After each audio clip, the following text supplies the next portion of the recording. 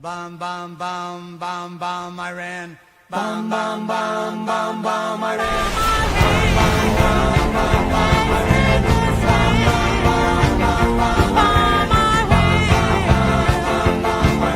What country's got a feeling really hit the ceiling? Bum, Iran. Bum, bum, bum, bum, Iran. Went to a mosque, gonna throw some rocks. Tell the Ayatollah, gonna put you in a box. Bum, Iran. Bum, bum, bum, bum, bum.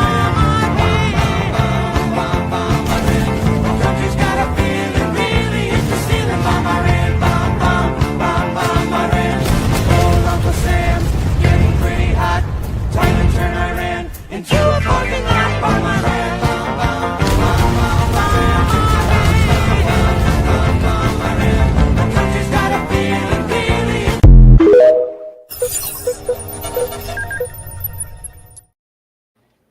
Holy shit. The shit that's going down tonight is freaking insane. Bombing Iran. Apparently Trump has gave the go-ahead to bomb Iran. I don't have my other co-host here with me tonight. I think Parabellum is kind of not feeling well.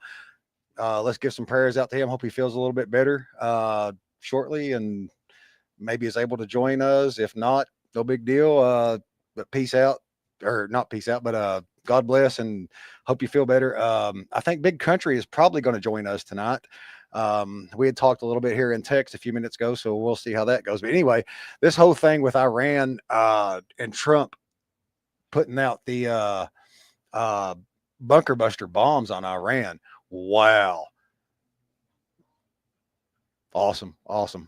He's going to address the nation here at 10 o'clock. So we're going to try to cover that live. But before we do that, let's give let me share my screen here and let's give Newsmax a play, because Newsmax is kind of covering some of this. Let's see, share that and let's see what Newsmax has to say. Again, I think this is going to lead to some big stuff. If I'm not mistaken, seems like I had read that Trump is going to be nominated for the Nobel Peace Prize for doing this, because this takes out Iran's nuclear capabilities completely. Like it destroyed everything they have. They're not going to be able to enrich uranium anymore to make nukes. But anyway, let's see what Newsmax has to say about this, and we'll just kind of cover this a little bit until Trump makes his speech and see what's going on. Absolutely. And in fact, Alana, we're getting a quick preview of what you're going to hear, what all of us will hear in a few moments from the President of the United States. He just did a brief phone interview with the Reuters news agency in which the president said that the U.S. strikes were, quote, an amazing success. Oh, we got Big Country. But added they should make peace immediately. They should stop immediately. Otherwise, they'll get hit again. So you hear from the president right there. 1 second, Big Country. Limited U.S. military action so far tonight. Now he focuses on peace and diplomacy, which he did in both of those Truth Social posts. But now he's telling the Reuters news agency, if Iran doesn't come to the peace table, if Iran does not stop hitting Israel, if they dare retaliate against U.S. men and women in uniform in the Mideast, in that region, he says they will get hit again, Alana. Okay. Well, I don't want to pause that. I just want to turn it down and let it play. So have you got to look up anything on this, Big Country? The only heads up that I had on it was earlier today. I was telling you about it earlier. Bongino Incorporated on Facebook, kind of like his spinoff page since he took his position in Trump's cabinet. They had an alert 8 hours ago that actually, let me just pull it up here to make sure I'm not telling you something that ain't true.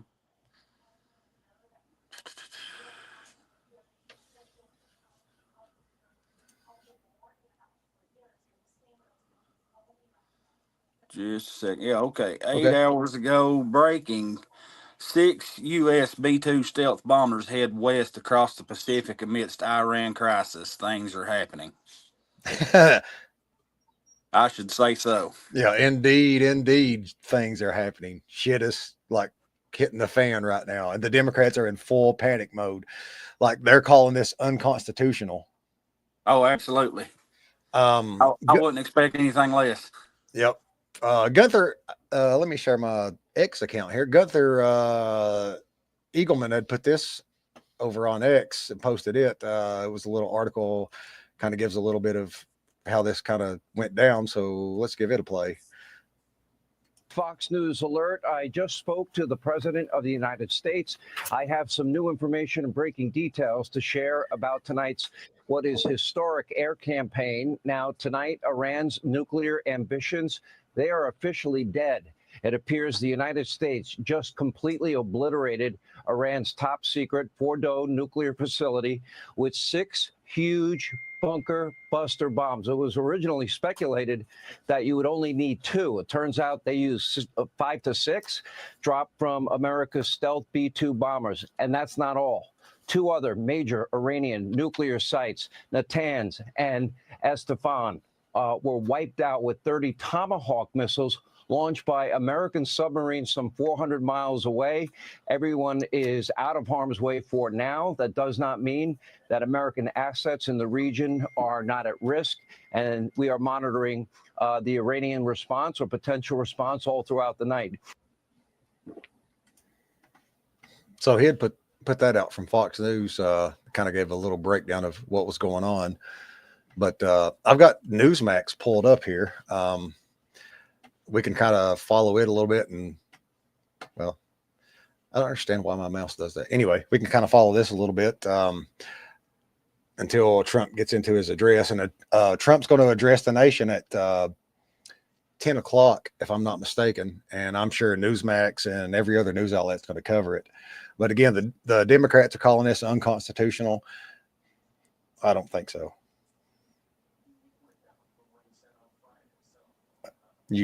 Can you hear me? Yeah, I've got you in there. I just checking out the Newsmax here. Okay. I didn't know if you could hear me or not. Yeah. But we'll kind of follow this a little bit, guys, and we'll stick with you and try to cover some of this stuff as it unfolds and see what Trump has to say to the nation coming up here at 10 o'clock. I was originally going to go live at 9:45, but there's been so much shit that's like starting to come out. I just couldn't wait. This is exciting.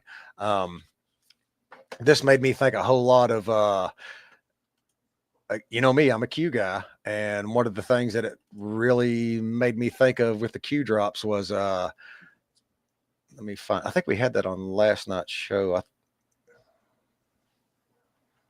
One second here. Let me pull it up. No, I can't seem to find it at the moment. But anyway, we were talking about the whole Uranium One scandal. All this uranium that Iran had came from that Uranium One scandal. And they also got all their funding, back when Trump was in office. Trump had sanctions on Iran. And what did Biden do? He took those sanctions off. And that's where a lot of their funding come from, along with this uranium, was between Obama and Biden. That's why we're seeing what we're seeing now. But I don't think, in my opinion, that we're actually going to go to nuclear war. I don't think it's going to be a huge war. Like, pretty much you watch that clip there that Eagleman had put out there on X, and Fox was saying that their nuclear capability has been annihilated. They have no means to wage war anymore, a nuclear war especially. Yeah, and that's what I was getting ready to say. As far as a nuclear response from Iran, I think the means has pretty well been eradicated. What do you think, Hex, on the material that was inside Fordow? Do you think it's been extracted, or do you think it's been destroyed? Judging by what I've seen, I think it's been destroyed. I keep getting the sinking feeling that maybe not all of it, but some of it was extracted going back to the U1 scandal that we was talking about, for no other reason. I mean, not to create a weapon, but to to trace its isotope and see where it came from. Yep. Because you can trace this uranium by the isotope number. Again, I think we talked about that a couple shows ago. We were talking about like how you could trace that isotope judged by the number, like uranium 232 or 335 or whatever, where that number is specific to where that uranium came from. Yeah, I feel it in my bones. It's going to trace back to the U.S. Well, if you're referring to the Uranium One scandal again, the Uranium One scandal, it was a Canadian mine that I think Russia had required. I think we went over this too on last night's show, but Russia had required that if that's the uranium you're referring to, that came from Canada. Right. Well, let me rephrase that. It's not going to trace back directly to the U.S., but All the site roads that are it going came from will have U.S. involvement. It will. And where do all roads lead? B.O. Barack Obama. Yeah. Exactly. Let me see if I can find that Q drop I was wanting to get at here one more time, because I'm pretty sure I've got it here. Let me look at last night's slides. I think this is it. Let's add that to the stage real quick. No, that's not it. That's the wrong one. Kind of hard to go through some of these slides and find what I'm looking for after the show's been over. Oh, damn, I know I had that on there. Anyway, what I was getting at was the whole, Uranium One scandal. And I wanted to kind of bring that up with that Q drop. Let's see what Newsmax has going on now. Let me turn the volume back up on it here. On the people of Israel if Netanyahu had not dropped bombs on the people of Iran first, she says. Israel is a nuclear armed nation. This is not our fight. Peace is the answer. Now, Congressman Derek Van Orden of Wisconsin, a retired Navy SEAL, said zero historical perspective here. Zero. Brian, your reaction to Marjorie Taylor Greene seeming to split with the White House on this? Well, MTG and several others have been splitting with President Trump on this. Again, goes back to this point that, they think that President Trump is going to create another war, or that President Trump is sending boots on the ground. That was never going to be the case here. It was Remember me saying that last night targeted with going after the nuclear site, Kim Jong-un. what the president did. Oh, sorry. Yeah, we brought up several leaders that was. Understand to be Yeah, we were talking about that last night on the shows. Like, during Trump's first administration, he was going to visit North Korea, and the Democrats and the mainstream news were yelling, he's going to start World War III. He's going to start World War III. And, we talked about this also on last night's show, and I'm going to get into that. But, they were yelling, he's going to start World War III. He didn't start World War III. He made peace with Kim Jong-un. Yeah. Okay, so They may have very well prevented it right here. Yeah, exactly. Same exact scenario right here. Same exact scenario. So the Democrats back then were hollering, he's going to start World War III. The mainstream news was hollering, he's going to start World War III if he, goes and meets with Kim Jong-un. The Q drops told us pre the meeting that the meeting had already been done. And what you were seeing on the news now is like, they told us the meeting is already done whenever the news was hollering he's going to go meet. And the deal is done, everything's in place, and then all of a sudden you see the news, spewing, he's going to start World War III. It didn't happen. Trump made peace through strength, and that's what we're seeing exactly right here, in my opinion, is peace through strength. Yep. He's doing the exact same thing. And speaking of it being peaceful, I'm really interested to see what the casualty rate is out of this attack, if any. I'm probably going to say if I had to take a wild guess, I'm probably going to say it's going to be a low casualty rate, if any at all. I can't help but think that this was more of a demolitions mission than it was. An attack. Yep. Like, I'm thinking a lot of these people probably got the fuck out of the way before this shit went down, and the bunker busters started dropping on them. 6 fucking bunker busters. Yeah, they were only supposed to use 2. Yeah. I'm sure there's some kind of significance behind 6. I don't know. I've looked up Q drop 6. I've not really got to read much into it, but maybe there's something in Q drop 6 with that. But I don't know. We'll just have to see how this plays out. Do you want to watch some more of this in Newsmax here? And yeah, let's let is Parabellum going to get in here later, or no? I'd called him. He's not feeling well. He's got a migraine. He may try to join us tonight if he can. If not, I told him it's no big deal. I understand he's feeling bad. So, me and you can carry this, I'm sure. We don't need your Parabellum. Just joking. Most of it, I mean, just if just let the feed play from Newsmax, and it's going to speak for itself. Okay, well, let's do that. Let's watch this, guys, and then we'll get into Trump at 10 o'clock on his speech. Let me crank this volume back up here, if I can find my mouse, because it randomly disappears for some reason on the screen. And I've said this before. Oh. And I want to repeat it because it's so important and critical to understand this. Simultaneously, the Institute for Science and International Security came out with another report in February, also the same time the IAEA did, saying that Iran was actively working to develop a delivery system for an intercontinental ballistic missile, the ability to carry a nuclear warhead. It's one thing to have the bomb. Damn. It's another to be able to deliver it. So they were at that point.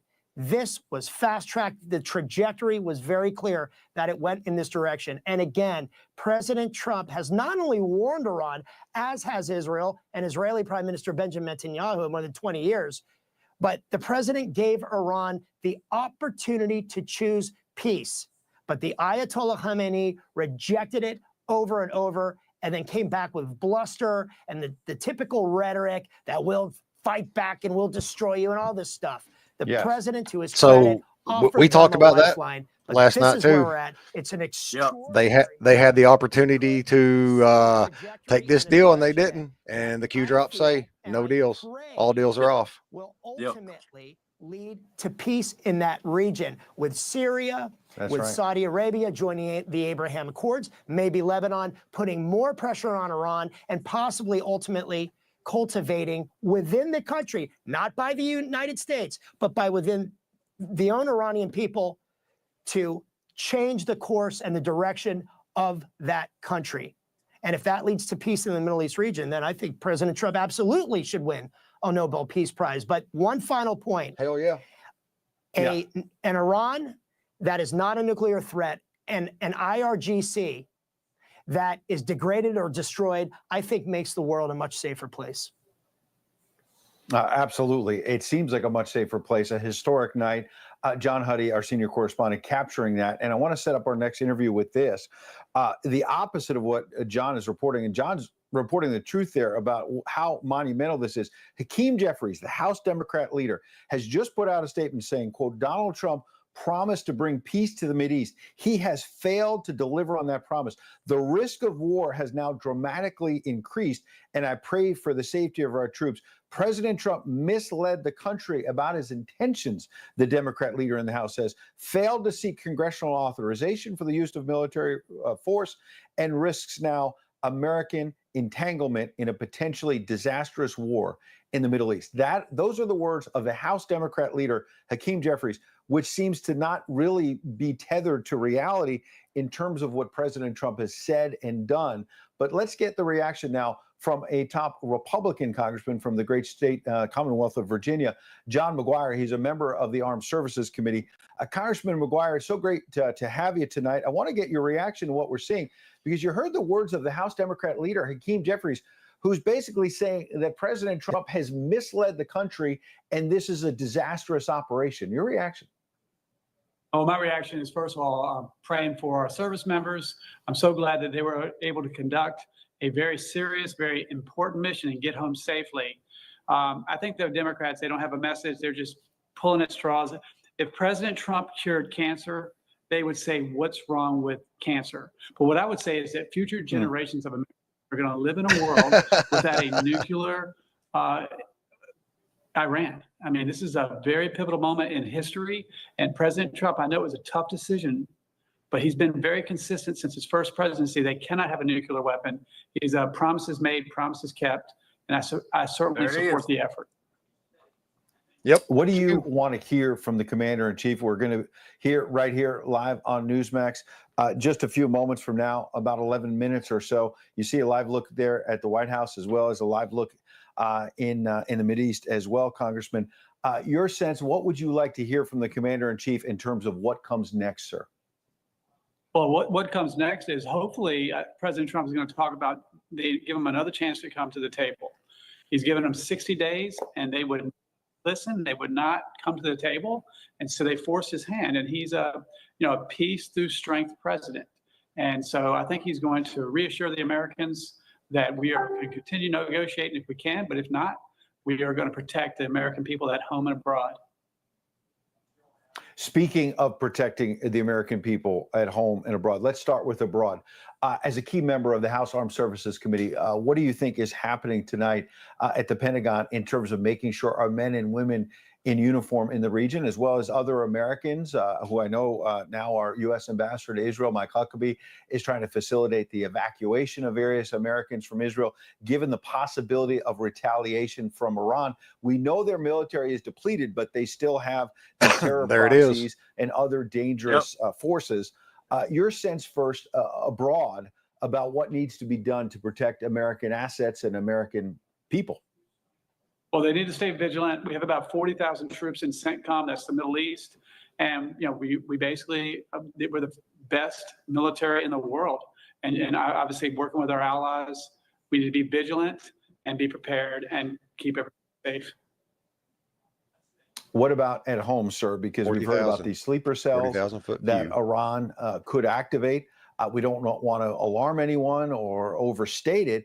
But you and I both know that millions of illegal immigrants have come into the country over the last few years under Joe Biden and Kamala Harris. This is And the there's a sleeper concern cells about that I've terror been at home. talking about. Well, I got to tell you, President Trump ran on the open borders. You know, people talk about the enemy being at the gate. I think the enemy is in the gate, and we have been Yes. less safe as people. And these criminal illegal aliens have been robbing, raping, killing the American people. But I think you're right. Sleeper cells are certainly a concern. What was you But we've saying? gotta have- that's why we've gotta have Exactly our what law John McGuire enforcement, just said, our when ICE I was talking agents, about and sleeper all cells on Americans, the if you see something, previous say episode, something, do they something. already being in the President U.S. Trump is a real leader. Yeah, He knows Tiff what he Tiff says, was he says actually what he means. she blew my mind today. And She was talking about we- sleeper we're cells, and gonna- she was telling her we're gonna sister be better Rachel off in the about long that. run, I think.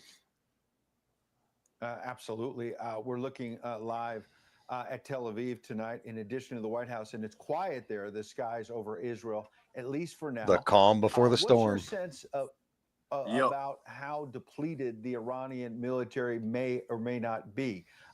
You know, we had former Secretary Wilkie on earlier saying he believes they essentially have no more military. Many of their Could it be military upon us at leaders 10 have been o'clock? taken off the battlefield, literally. I don't know. And- Let's see and, what happens. have been eliminated by the Israelis with U.S. help in recent days.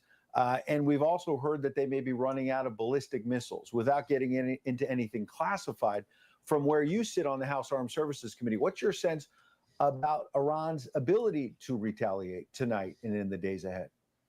Well, I got to tell you, Israel, they're very good at what they're doing, but I got to tell you, never in a million years did I think you would be able to tell me that we're going to refuel, the Israelis are going to refuel their own aircraft over the skies of Tehran.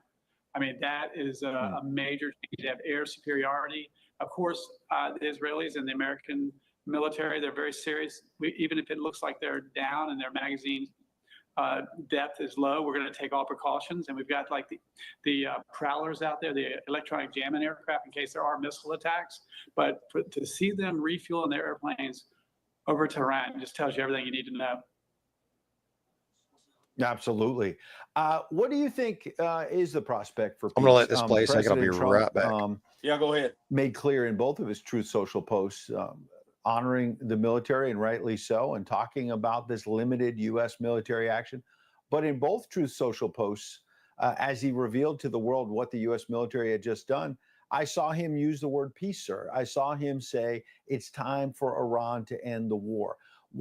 How would you like to assuage any concerns that your fellow Republicans may have that we may now get caught in some kind of a quagmire, that we might get caught in one of those forever wars that Donald Trump ran against? Well, you know, Trump is not for those forever wars. And the thing is, no boots on the ground. We got in there, we did the job, and we got out. And Israel just did not have a weapon system that could stop this threat.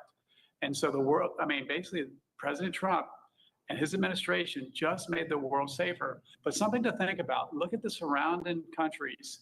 They didn't get involved in this.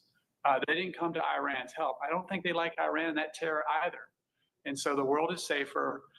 He's going to negotiate peace. I think we're going to hear about that tonight. And the world is going to be a better place. This is a very historic moment. And like I said, future generations of American boys and girls and the world are going to live in a world without a terror state, like, you know, a sponsor of terror having nuclear weapons. Absolutely. Congressman John McGuire, you're absolutely right. What a historic night. We appreciate you spending a few moments with us. We'll be checking in with you in the days ahead as well. Thank you, sir. We're just now literally about 5 or 6 minutes away from the President of the United States addressing the nation, addressing the world about a dramatic U.S. military action tonight. It's limited, but was still severe in terms of what it did apparently to Iran's nuclear program. I want to bring in our friend, senior political analyst here at Newsmax, former Senator Rick Santorum. And Senator, I think about the two of us sitting together on another historic night only a few months ago, election night. Feels like a long time ago because so much has happened.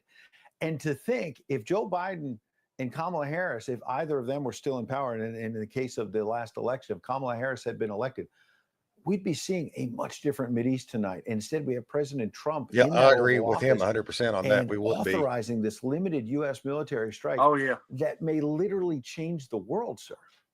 Oh, it has changed the world. I mean, there's just no question that Iran was on the precipice. I mean, my big concern tonight is hopefully we did it in time. One of the things that no one's really talking about is that, that the IAEA was saying that, they had enriched uranium up to 90%, that they had, all these pieces in place for a nuclear weapon. It's one of the reasons that Israel struck when the announcement came out that that they were closer than anyone thought. Israel had to act, and so let's just hope that that what President Trump did, and kudos to him. I mean, the courage to do this in the face of a piece of your base being very, very vocal in opposition to this, trying to rally the quote MAGA world against the president, in addition to the Democrats who oppose President Trump no matter what he does, even if they agree with it, they oppose it. The fact that he stood up to his own party, many in his own party, as well as to the other side and to our allies. Just understand the level of courage and fortitude this took for him to stand up against Europe, to stand up against people of his own party, to stand up against the Democratic Party, and do what he believes, and I think he is absolutely right, he believes is something that will save literally millions of lives in the future and stabilize the Middle East and the world. I cannot say enough about the incredible boldness and courage that Donald Trump showed tonight to take this on and do this, hopefully in time. I believe it will be, but look, we can't, this isn't over. I mean, Iran's not going to just say, okay, we give up and go away. They may have some sort of dirty bomb. They may have other things that they could use to push back. So we have to be vigilant, but Donald Trump did a great thing tonight. Absolutely. Important reality check. You're right. We still don't know what's coming in the days ahead. But if we take a step back, Senator, if you think back to October 7th and that horrific terror attack, what has changed since then in terms of Israel's ability to rally some allies? They certainly have had their critics. And Donald Trump, as you just gave him that credit, being able to swoop in here. Since October 7th, Hamas has been all but decimated. One Iranian terror proxy, Hezbollah, all but decimated, another Iranian terror proxy. The Houthi rebels were causing all kinds of mischief in the Biden days, and now we hear very little from them. And now Iran's nuclear facilities may have just been completely obliterated. We have not just a different Mideast tonight, we maybe have a different world. Yeah, talk about a great miscalculation that Dark to light. Hamas and others had in going after Israel in October. The reality is look, I've been talking since I was in the United States Senate 25 years ago about the potential of taking out Iran's nuclear facilities, but there are always risks associated with it. In fact, very high risks associated with it. Number one, air defense systems that the Iranians had from Russia. Well, guess what? The Israelis took all those out. I mean, they were basically firing anti-aircraft, flak almost up into the sky. They had no advanced missile systems. Why? Because anti-aircraft systems. Why? Because the Israelis took them out. The other big risk of going into Iran, America going into Iran, is the response by the terror networks against not just Israel. How much money you want to place Guess what? on the Israel bet has that taken Trump's out going to all start of at those terror 10-17? networks. Hezbollah, Hamas, the Oh, Houthis that'd be great. have all been dramatically degraded. Hell So yeah, if it would. you look at what Israel, I mean, I give a lot of credit, obviously, to President Trump for doing what he did, but you got to give credit to Israel because what they did over in the last couple of weeks, well, last couple of months and years now, have basically lowered the risk of this endeavor that we saw today by the president, because all of the things that Iran immediately could have done to either stop it, with anti-air missiles or air defense systems, and the terror networks that could have caused trouble, not just for Israel and the United States, have been all neutralized by Israel. So really a great 1-2 punch. I just saw Benjamin Netanyahu's comments, and he said it was a 1-2 punch, and very, very important. It's great to have allies and have allies that work together. And I know a lot of folks are saying America only, America alone. It is nice to have allies who work together for a common mission. Absolutely. Stand by, Senator, because we want to continue to get your insights.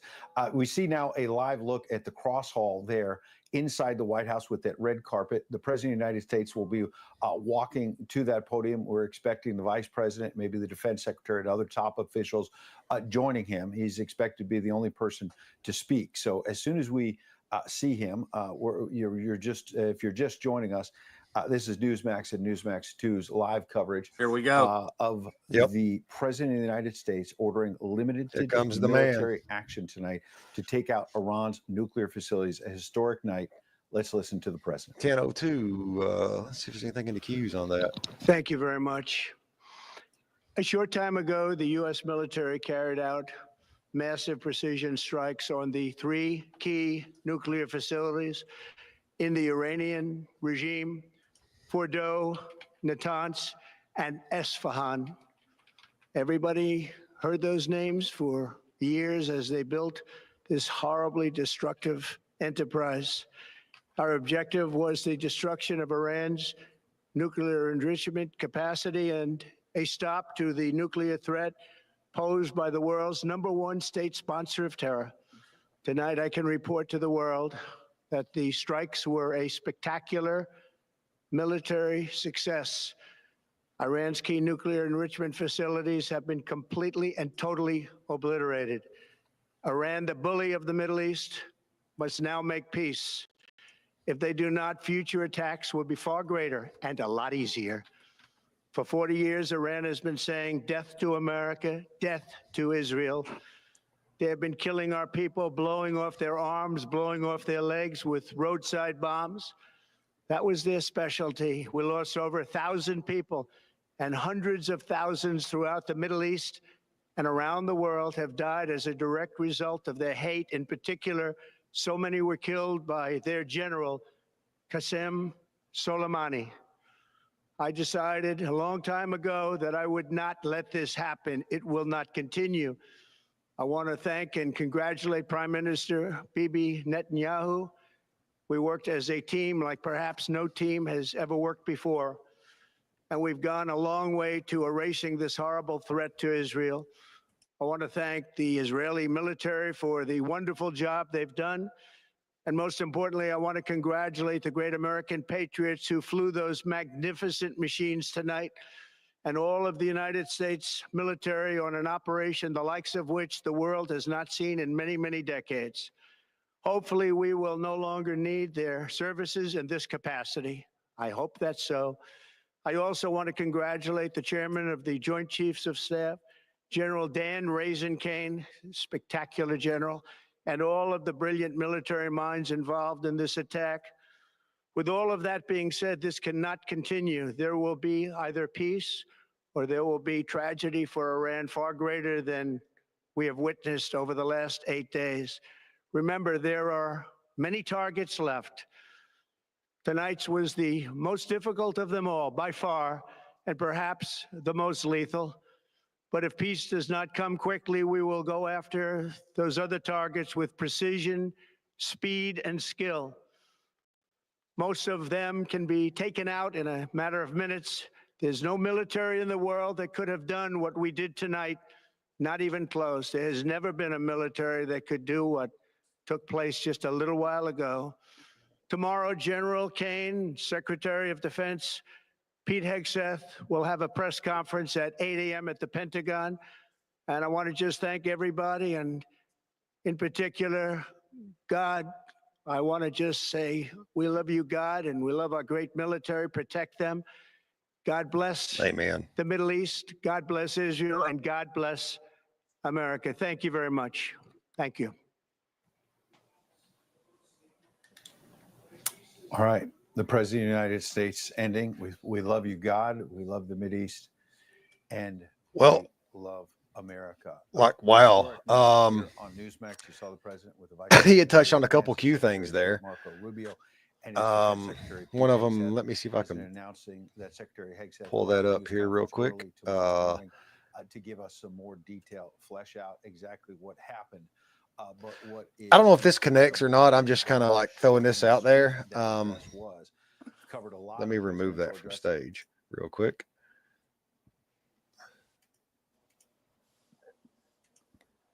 Oh, there we are.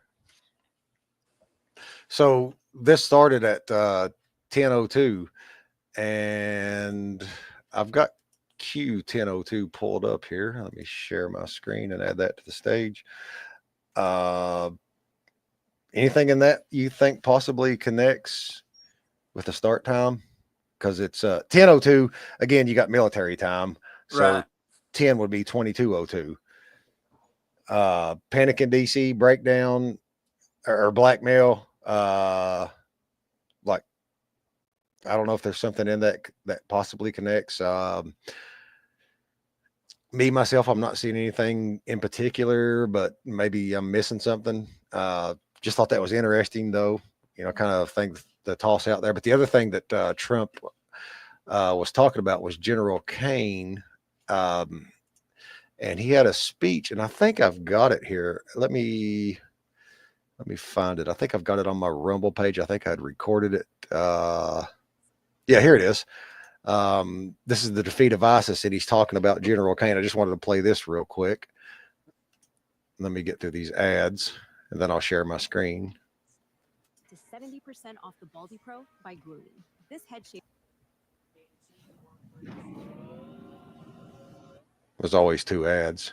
I would say my uncle was. Okay, so this is Trump at CPAC talking about you know, like he mentioned Raising Kane there, General Kane. So let's see what Trump had to say at CPAC about this. Again, I'd recorded this a while back, and I've got it on my Rumble. So just wanted to throw this out there before we close out. I thought it was really interesting. I would say my uncle was the longest serving professor in the history of MIT, Dr. John Trump. We have a lot. Think of about great that, aptitude. big country. Yep. They'll say, You know what I'm getting at. I do. ramble like this. Okay. If they did, they wouldn't even try. You know what? They go step by step, and they would never get off that sucker. They go step by step.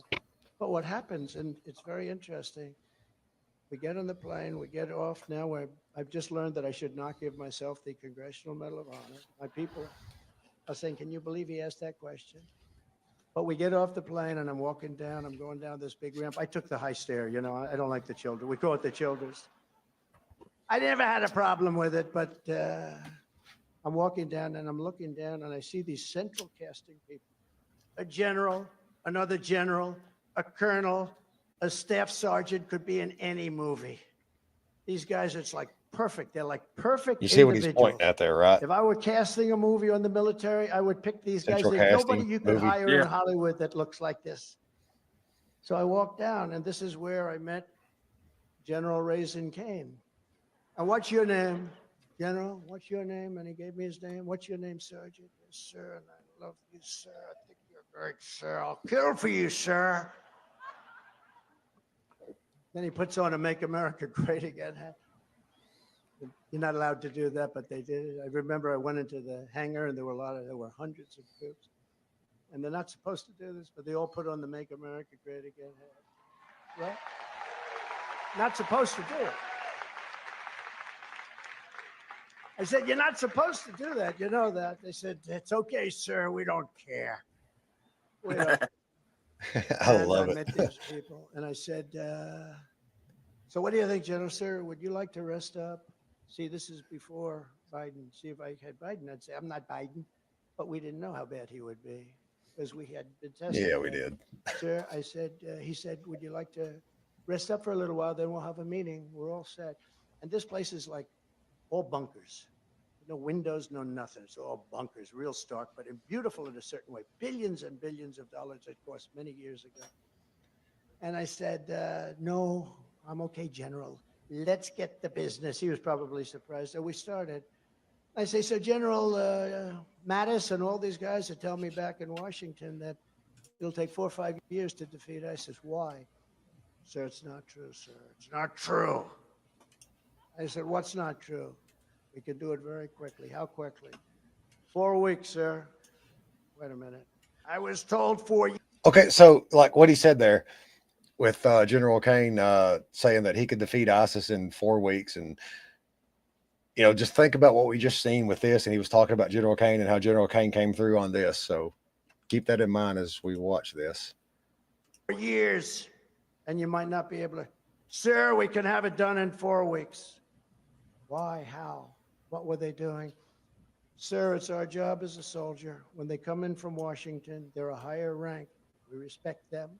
We have to respect them. It's our job. I understood exactly what he was saying. He said, sir, when they come in, they tell us what to do and we do it. I say, don't you question what this? No, sir, we don't question. They came in, they had a plan, and we said we'd do that plan. What was wrong with the plan? We attacked from way far away, sir, and only one place. It happened to be here. We're hundreds of miles away. By the time the planes got there, they practically had to go back and refuel. Pretty So interesting. what would you do, General? Yep. You don't mind if I tell you, sir, do you? He said, I don't mind. I'm waiting to hear. He said, sir, we have auxiliary ports and we have runways all over the place. Damn. They're portables. We call them portables. We put them up faster. We take them down even faster. And they're damn good, sir. What I'd do is I'd hit him from 9 different locations. I'd hit him from the left. Now he's getting excited. I'd hit him from the right. I'd hit him from up top. I'd go right the hell under the damn ground. I almost used to. Sound like a bunker I would buster. have been in trouble with the religious right, but they love me, so I don't. I would have been a bit. Please don't do that, sir. I would have been in by just so proud of myself I was able to stop. But I'd hit him from the left, I'd hit him from the right, I'd hit him from east and west and north and south, sir. They would, sir, they would be over very quickly. I said, well, why didn't they do it before? Because, sir, some of the ports and some of these runways are located in countries where they didn't want to be politically incorrect and use a runway and attack the enemy. And they're savages, sir. Attack them from certain points. I said, so you'd attack them and you'd hit them hard, right? Yes, sir, I'd hit them so hard. And I said, and it would take you 4 weeks, maybe more, maybe less, sir. So I said, you gotta be kidding. I said, I'm gonna go back to Washington and I'm gonna think about this because nobody ever told me about this. He says, sir, we'll have time left over. So I go back to Washington and I call and spoke once more. Are you sure you can do this? We can do it, sir. I'm telling you this, sir, because we have the greatest military in the world. You know, you see these clowns, these stupid people with Afghanistan. You see these stupid people, Matt, from Afghanistan, the withdrawal, the worst, most embarrassing moment in our lives. They take the military out first. I knew Abdul. I said, Abdul, you'll get hit so hard. 18 months, we didn't have one soldier killed in Afghanistan. I was the one that had it ready. It was enough. 21 years, that was enough.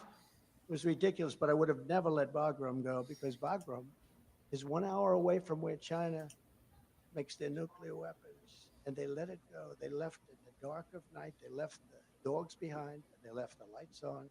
And you know who occupies it now? China. So I said, so Raisin, how's it going? I said, sir, just about over, sir. We're going to save a little time, sir. I said, all right, good, call me. So he does his thing. I get a call that ISIS is on the run. The next day I get a call that ISIS is really in bad shape. Next day I get a call that they're surrounded. Sounds I familiar. speak to somebody and I say, Yep. is it really going that well? Sir, it's a miracle.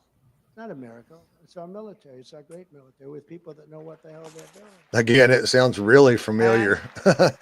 Yeah. Seems like we've maybe seen And they something say, like "Sir, this we have them here now lately. totally surrounded. Most of them are gone, but there's a large group. Just give us the word. Give us the word for what? Don't forget, I had never done this stuff before. You know, I grew up in New York doing real estate. Those really good ones, as you found out. You know, you find out. Even though they want to take as much money as they can away from me, I think we're going to fine him $450 million. Let's give him a fine. You know, usually get a $500 fine. I get a $500 million fine. These people are sick. It's all part of weaponization, and it can't be allowed to happen. But I said, what are you talking about? We have, sir, a large group, and we're ready to extinguish them.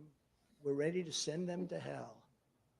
I said, we're talking about human beings, General, you know, naively. She's laughing. We're talking about human beings. No, they're not human. Sir, these are animals. These aren't human beings. These are animals. I said, well, maybe if you fly over them with those incredible thunderous planes, greatest planes in the world, maybe you'll shake them up a little bit and they'll surrender, sir. They don't know what a white flag is. I remember that statement. They don't know about surrendering, sir. They're horrible, horrible people, but they are brave. They're not going to be surrendering. Well, let's try it. 2 days. Fly over them back and forth, low as hell. Well, we got a couple of bullet holes in our planes, but we'll do it if you want. Just give it a shot. Get a call back 2 days later. We're not going to surrender. We've been doing it now for 2 days, back and forth, back. Give me the order, sir. I said, you got the order. Thank you, sir. A day later, I get a call. We have defeated 100% of ISIS. Isn't that a great story? Isn't that a great story? So yeah, I thought that was great. Hold on a second. Let me stop sharing that and close that tab out. But yeah, I thought that was a really great story. Which again, that sounds awful familiar to what we just watched. Oh yeah. And it had the same guy that Trump mentioned in his address to the nation just now, General Kane. So that was pretty interesting. Anyway, let's keep eyes on this and see what unfolds. I think we're probably getting into the, I've said this on Facebook a couple times. I think we're getting into the last part of this phase of the plan, and we're getting ready to have a massive truth bomb dropped, the Moab dropped on the people of the U.S. But let's see how this all plays out. You got anything else to add before we close out? I just keep eye on Newsmax here for the next little bit. See what's going to unfold. Yep. You guys keep eyes on this. If you got something, if you see something, say something. Let us know. We'll try to go live with it if we can. If not, we'll get it on the next round. But we're your hosts tonight, Hex 7 and Big Country, and peace out. God bless. And where we go one, we go all. So we're going to end this thing right here.